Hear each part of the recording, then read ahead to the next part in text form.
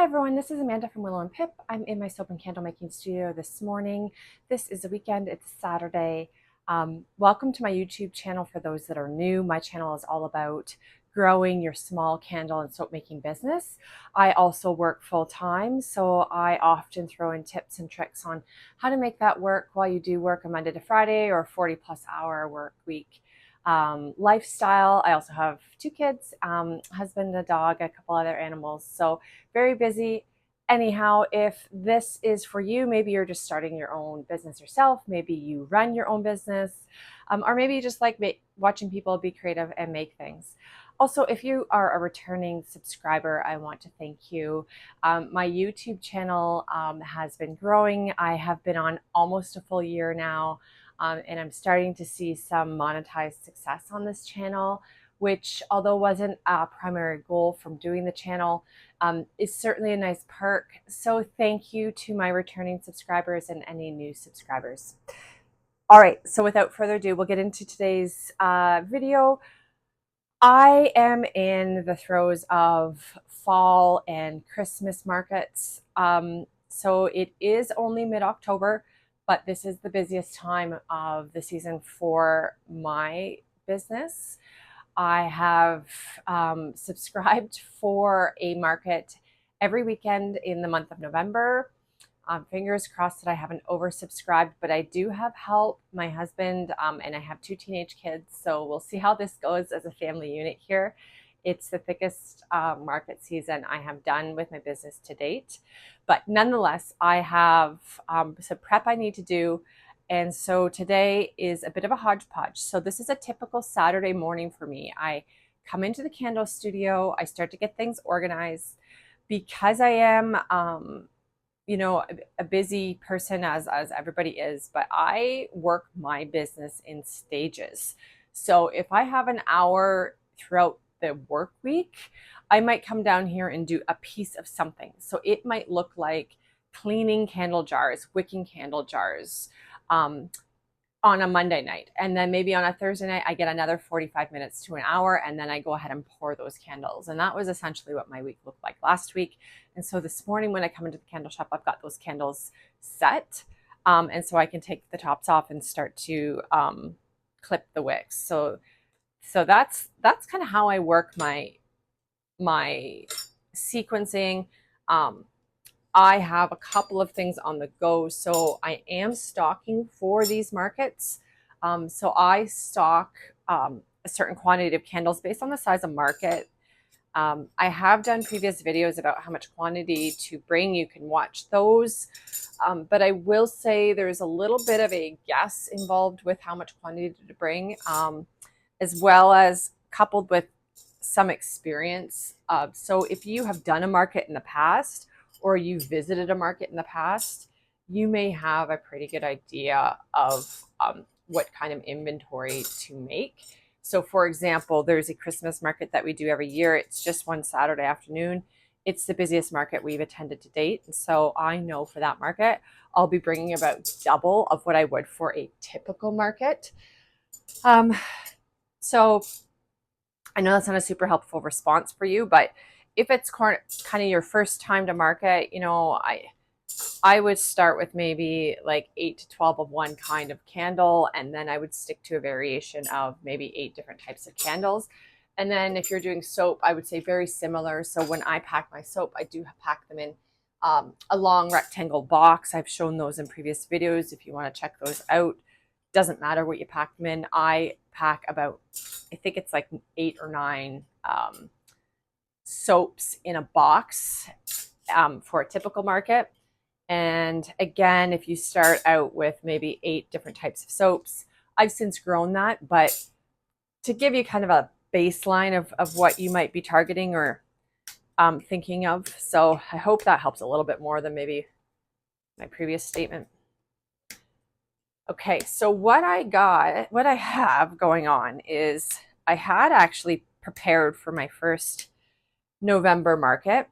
I had all my candles in the boxes, fully stocked, ready to go, and then I had them just piled up in a corner, so that when it came time to do that market, we just had to grab from that pile and go. But what happened was one of my retail stores that I stock my candles in reached out. They need more candles, and I prioritized them. So I took from the stock of those boxes that I had pre-packed for the market so that I could get that retailer their candles as quickly as possible. I try to keep my retailers happy, but it's also a win-win when you think about it, because that retailer is putting my candles in their store and selling for me while I'm sleeping, while I'm working, while I'm doing other things. And I know I have the time to pour more candles for the markets. Be honest, I'll be pouring candles throughout the whole holiday season. So that seemed like a pretty good prioritization on that. But that's why I have these kind of filler candles. I have to go back and fill the boxes for which I depleted from. So that's what you're looking at here. Now I do work with coconut apricot wax. I love this wax because for a number of reasons. I love the scent throw. I love the cold and hot throw. It's a very luxurious wax. It's very nice to work with as well. A lot of times when you pour it, it stays flat. But these candles do need some melting with my heat gun. So I'm going to do that now. Sometimes I find if my candle soap studio is a bit colder when I pour the wax, which was probably the case this week because we're at the shoulder season here in Canada. We don't have our heat turned on yet, but it is fall. Anyhow, sometimes I find if the soap room and candle room is a little bit cooler, I do get a bit of the concaving. And so I can see that here. And I obviously you want your candles to be nice and flat with the wax on top. So I'm going to go ahead and blast those with my heat gun.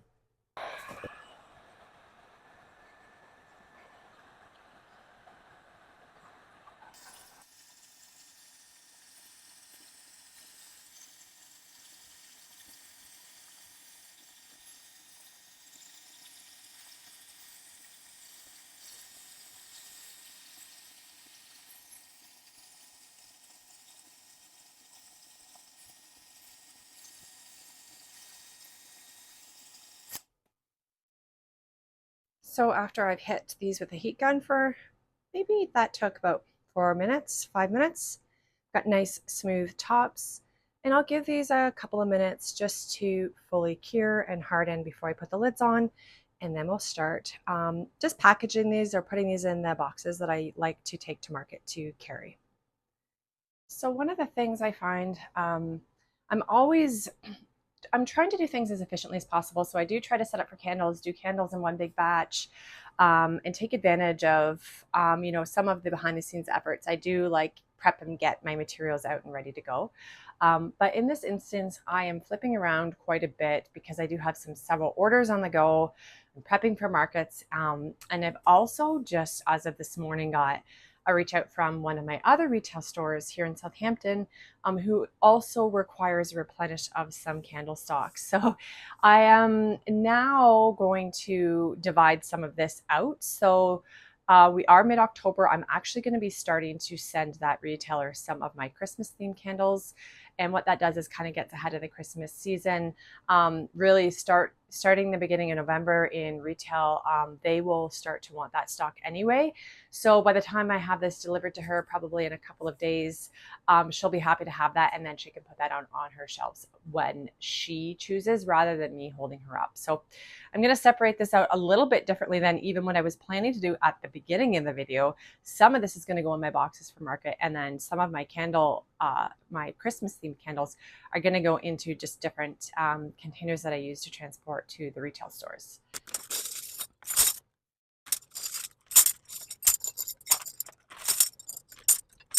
I really love this time of year. I know it can feel kind of hectic if you are a small business owner, especially making these types of products, but it's a time of year that you are selling your items. It's a time of year that you really get to have a full stock. I actually don't typically keep a ton of stock because the more stock you keep on hand, the more you're carrying cost-wise.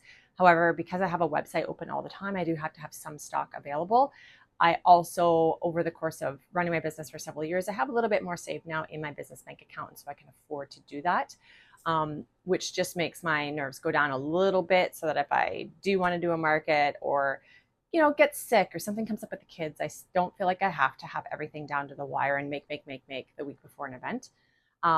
Anyway, nonetheless, I do really, really love this time of year, even though I know the vibe probably feels quite chaotic. This is the time where my creative juices are flowing. I have a lot of energy. I'm getting a lot of feedback at markets, and I'm starting to get excited about some of the bigger markets that are coming sales-wise. So it's pretty cool. Okay, the wax for these candles is melted enough now. I'll put the lids on.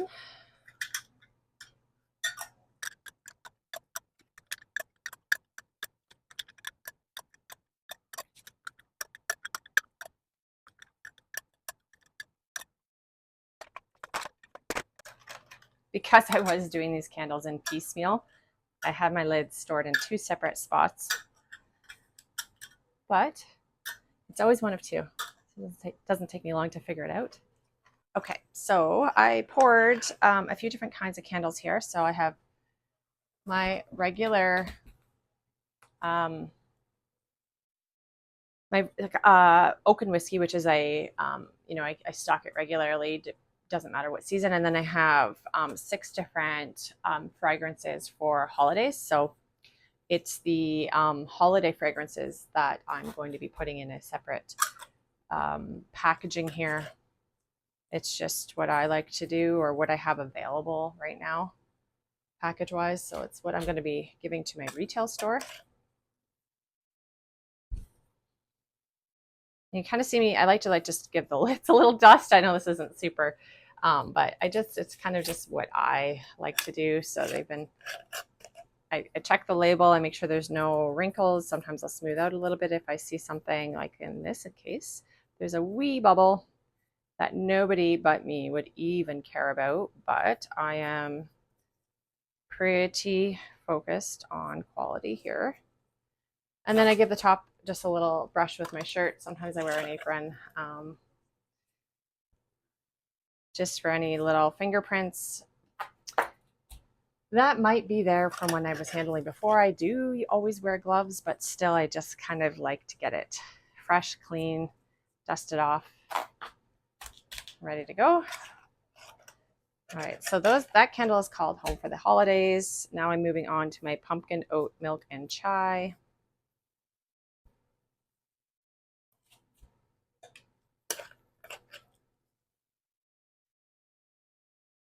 And this is a love-hate in our house. So I love the pumpkin oat milk and chai. My husband does not love it.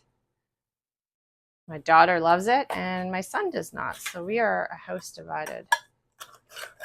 We'll see how this one goes. It's a new fragrance that I am carrying this season. I didn't have it for my holiday candles last season. So we'll see how these go, both at market, on my website, and in my retail stores.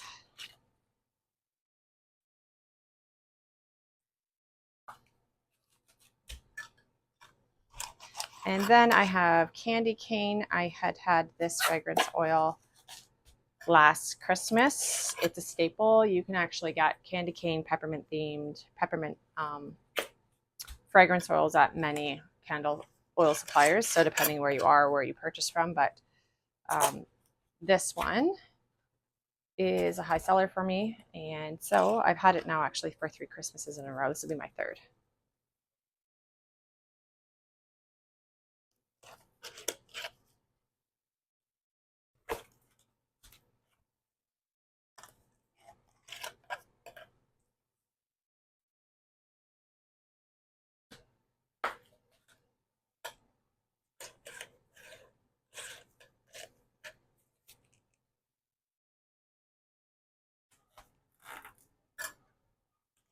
I think I actually poured a little bit more candy cane than some of the others, just because it is the most popular one that I still have been selling during the holiday periods. We'll see now how it stacks up against some of the newer fragrance oils, but I am using my own advice that I was talking about earlier in the video, where quantities are, based on experience as much as anything. So if you know that you have a soap or a candle that sells more, you're going to make more of it, bring more of it, because you're going to sell more of it, most likely. Every once in a while that proves to be wrong, but holistically, that's worked for me.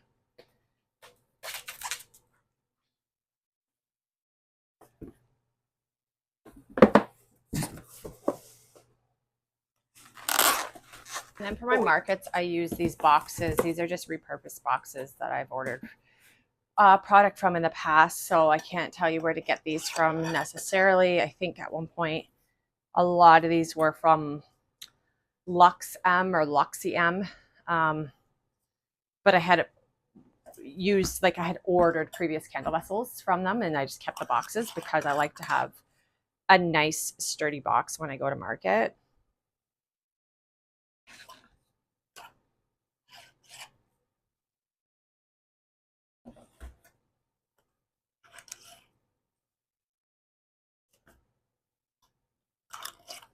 And these are my oak and whiskey candles. So these are just, I keep these year round. They sell so well. They're a fan favorite. I think they're probably my best seller. It changes a little bit. There's another fragrance that I carry, or another candle I carry. I call it Deep Harbor. Sometimes that one out performs oak and whiskey depending on the month, but it's one of the best. So I obviously keep it in my collection year round.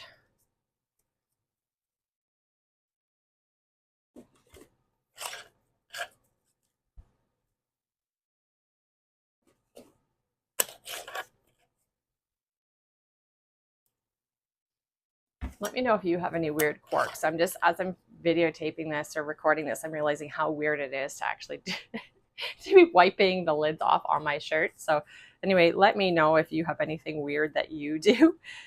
I don't know why I do it. Well, I know why I do it, but it is kind of a bizarre thing. I could just wipe it with a cloth or a tea towel, but anyway, it's my workflow. It's my happy place.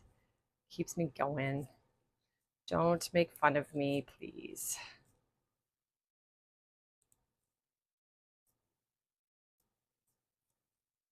Excellent.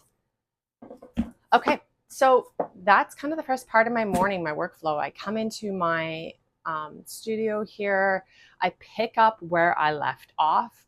I try to finish where I left off because this is my primary work surface. So I try to make things as efficient as possible. If I'm doing candles, I try to do candles in bulk. But I do have to flip around a little bit right now because I am trying to get my quantities up, and my stores are also, of course, wanting they're flipping through their inventory more quicker than normal because it is candle and it's starting to get into holiday season. So people are buying my products for gifts. So their order quantity and frequency is increasing too. So I have to flip around more frequently. So for example, what I'm going to be doing later this morning is going into my lip butters. So I pre-ordered my chapstick or lip butter containers here. I have them sitting just to the side.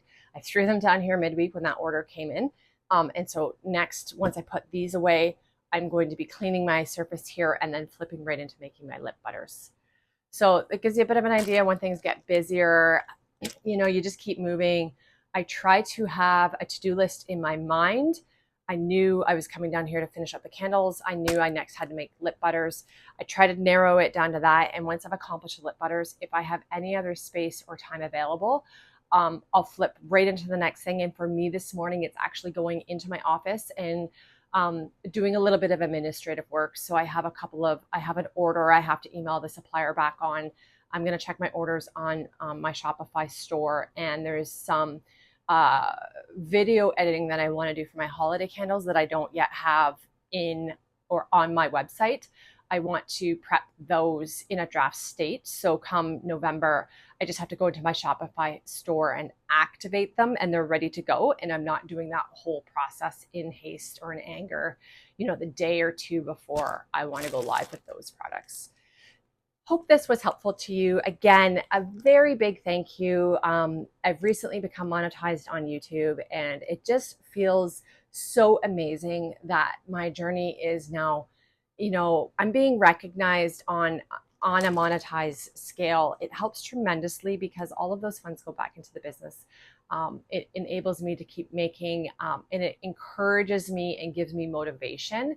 It's like that adrenaline hit when you go to a market and somebody buys and you're like, yay, they like me. It's that feeling on, you know, a grander scale. So thank you very much for your support, and that'll end today's video.